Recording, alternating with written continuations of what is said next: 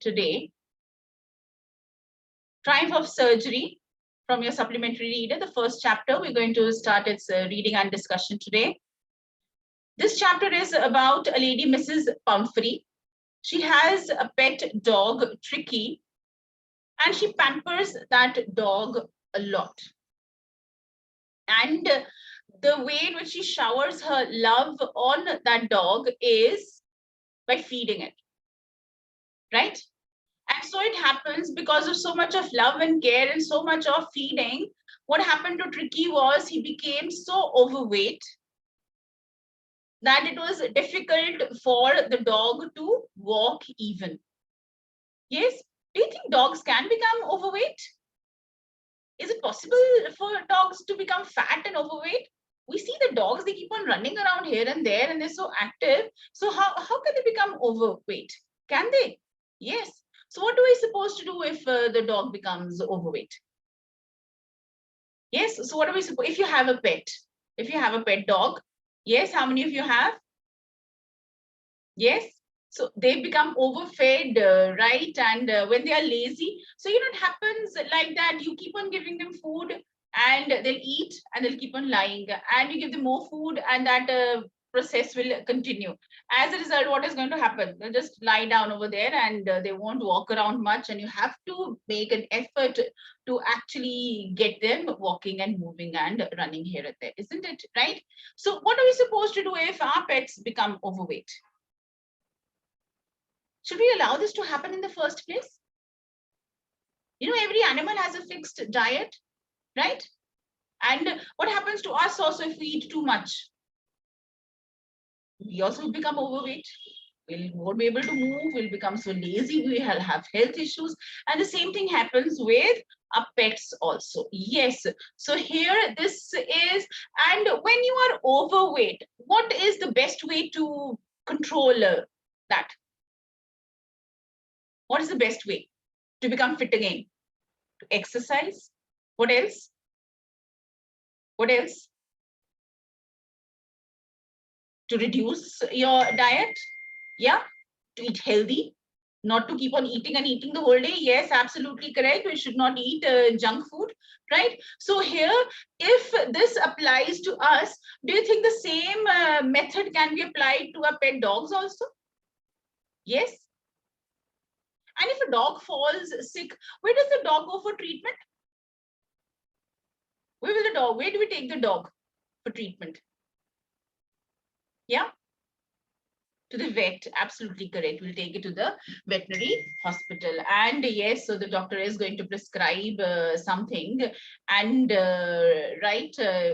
some kind of advice would be given, some kind of change in diet, exercises would be told. Now, this is what this story is about. It's a triumph of surgery. What does triumph mean?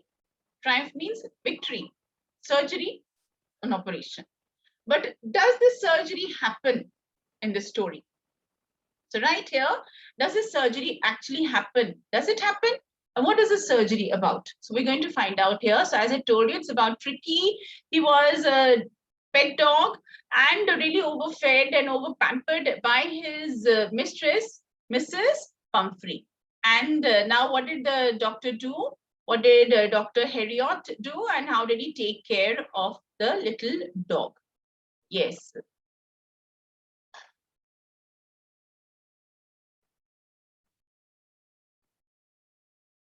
Tricky's small dog is pampered and overfed by his rich mistress. He falls seriously ill and his mistress consults a veterinary surgeon. Does he perform an operation? Does the dog recover? So why is Mrs. Pumphrey worried about Tricky? What does she do to help him? Is she wise in this? What does I refer to in this story? I was really worried about Tricky this time. I is the narrator. Yeah. So he's the doctor here who did the surgery. I had pulled up my car when I saw him in the street with his mistress, and I was shocked at his appearance. He had become hugely fat, like a bloated sausage with a leg at each corner. His eyes, bloodshot and rheumy, stared right ahead, and his tongue lolled from his jaws. So who's being described over here in the first paragraph? What is the narrator describing? The dog, right? Tricky is the dog. And Tricky was a small dog and he has become so fat. He's looking like a sausage, a bloated sausage. Very fat sausage. And it just seemed that the legs were just visible. Tiny little legs could be seen. Eyes bloodshot and roomy, the watering eyes. And he's just staring ahead, very, like lifelessly or without energy. And his tongue is hanging from his side. And yeah, so like you see the dogs, when they've been running and all for a long time, and you see them just panting with their tongues hanging out, isn't it? Mrs. Pumphrey hastened to explain. He was so listless, Mr. Heriot. He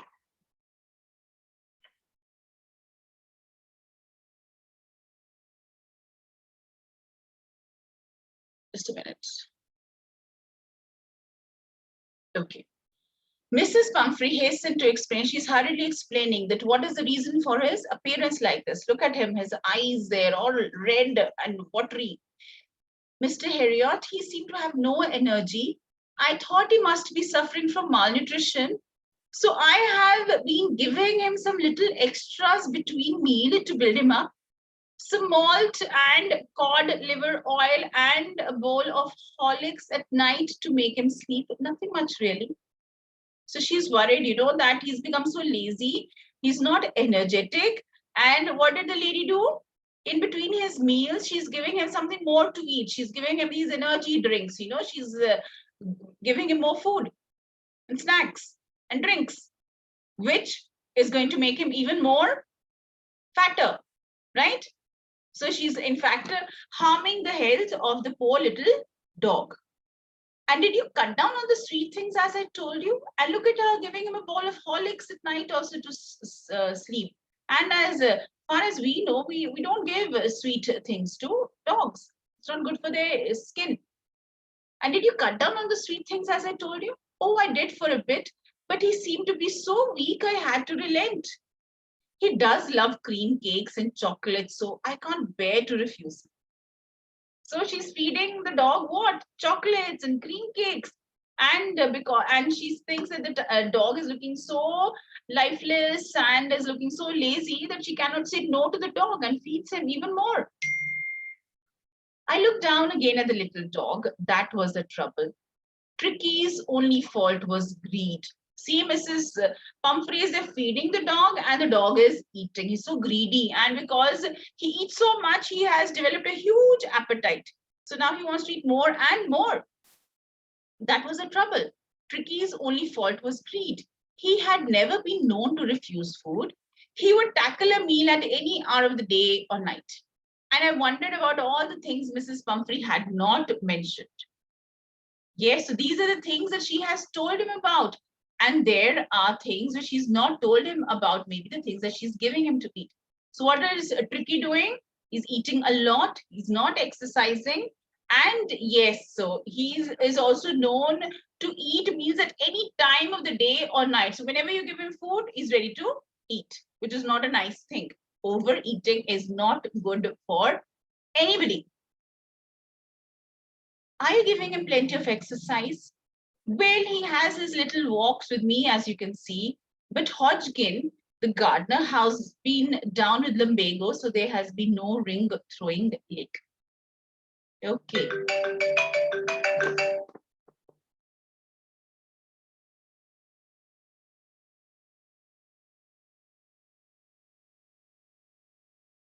Yes, so anybody, can you tell me what is Tricky's problem?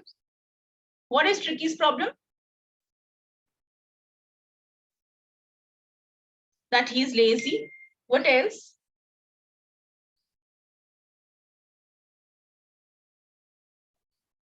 So Tricky's problem was that he used to eat a lot and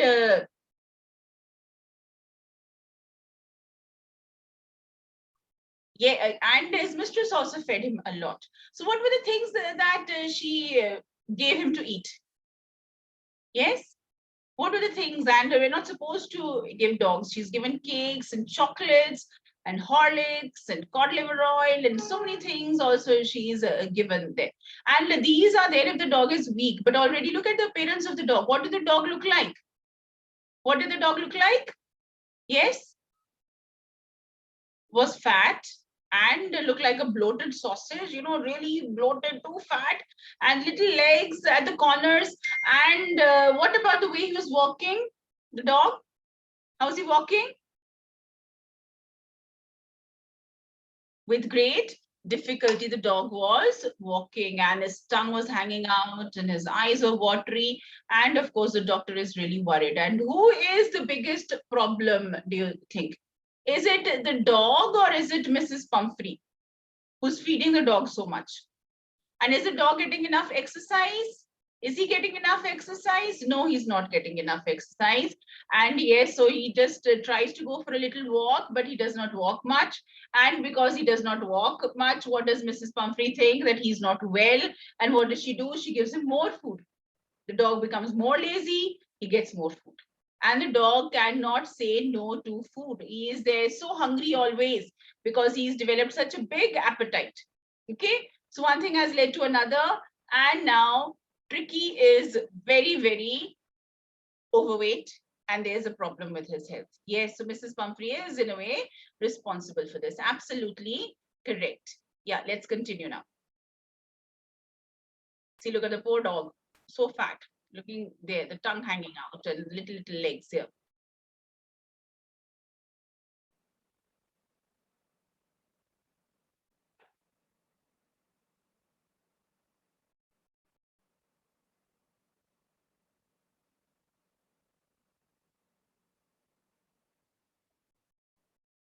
So now I see. I tried to sound severe. Severe means strict. So doctor is there being quite strict with Mrs. Pumphrey, trying to teach her a lesson, trying to tell her that she is wrong. Now, I really mean this. If you don't cut his food right down and give him more exercise, he's going to be really ill. You must harden your heart and keep him on a very strict diet. So if you don't control yourself, your dog is going to be very, very ill. You have to make sure that you don't feed him unnecessarily. You have to be strong. You know, sometimes with the children also, for their benefit, we are strict. So if we tell them, no, you can't eat this, it is because we don't want them to create problems for themselves. We don't want them to, you know, like harm their health. Right? So here the doctor is quite strict and saying that, no, cut down on all this, cut down on the food and give him more exercise. Otherwise, I will have to put him on a very, very strict diet. Then it's going to be a big problem for you and the dog. Mrs. Pumphrey wrung her hands. Oh, I will, Mr. Heriot. I'm sure you're right, but it is so difficult, so very difficult. She set off, head down, along the road as if determined to put the new regime into practice immediately. Regime, the new routine. So as if, yes, right now, today only she's going to start changing the diet of the dog and making exercise more and making feel better. I watched their progress with growing concern. Tricky was tottering along in his little tweed coat. Tottering, he's walking with great difficulty in his little tweed coat. So it's a woolen warm coat which the dog was wearing. He had a whole wardrobe of these coats for the cold weather and a raincoat for the wet days. He struggled on, drooping in his harness. Harness, like in his collar and leash, and which has been made, right, for him. And he's walking with great difficulty, and he's wearing this woolen coat also. And yeah, the dog is so overweight, it's very difficult for him to walk. I thought it wouldn't be long before I heard from Mrs. Pumphrey. So he's thinking that again, I'm going to hear from her. Looking at the dog only, he realized, yes, there is a big problem. The expected call came within a few days. Mrs. Pumphrey was distraught. Tricky would eat nothing, refused even his favorite dishes. And besides, he had bouts of vomiting. He spent all his time lying on a rug, panting, didn't want to go for walks, didn't want to do anything. So, right, of course, he was absolutely correct. He was expecting a call from Mrs. Pumphrey, and there she was. She's so worried about the dog. What was the problem now? He's not eating anything. He's been vomiting, and he's just lying on the rag, and he's just panting, you know, like breathing very heavily. So he's not going for walks. He's not doing anything at all. I had made my plans in advance. The only way was to get Tricky out of the house for a bit. I suggested that he be hospitalized for about a fortnight to be kept under observation. And yeah, so what did the doctor advise? That he had already thought about this plan. That this time when Mrs. Pumphrey calls, this is what I'm going to do, because she is causing a lot of problem for the dog. So it's high time now that something should be done. So he told her that I'm taking the dog, he's going to go under observation and he's going to be hospitalized. The poor lady almost swooned. Swooned means fainted. She was sure he would pine and die if he did not see her every day. So pine and die, he would miss her. And if he did not see her every day, what would happen to the dog? He's going to really miss Mrs. Pumphrey. But I took a firm line. Tricky was very ill, and this was the only way to save him. And yes, we immediately get worried, panic at the thought of being admitted in the hospital. And for 2 weeks, Tricky is going to be there. How is Mrs. Pumphrey going to live without her dog? So she is very worried about the well-being and the health of her dog. And in a way, she is only responsible for this situation. But it's her love for the dog, right? So she does not want to be without him. But I took a firm line. Firm line, I was very strict that no, I have to take Tricky to the hospital. Tricky was very ill, and this was the only way to save him. In fact, I thought it best to take him without delay, and followed by Mrs. Pumphrey's wailings, I marched out to the car carrying the little dog wrapped in a blanket. Yes, so what was the decision taken by the doctor? What did he decide to do? He was expecting Mrs. Pumphrey's call, and he got it in a couple of days. And yes, so this time, what did she tell him? That he's not well and he's been vomiting and he's not moving and he's just lying on the rag and just breathing very heavily. So the doctor has taken a very strict decision this time that he has to be put into the hospital, right, under his care and under his observation. He's worried that Mrs. Pumphrey's over pampering might be very, very harmful for the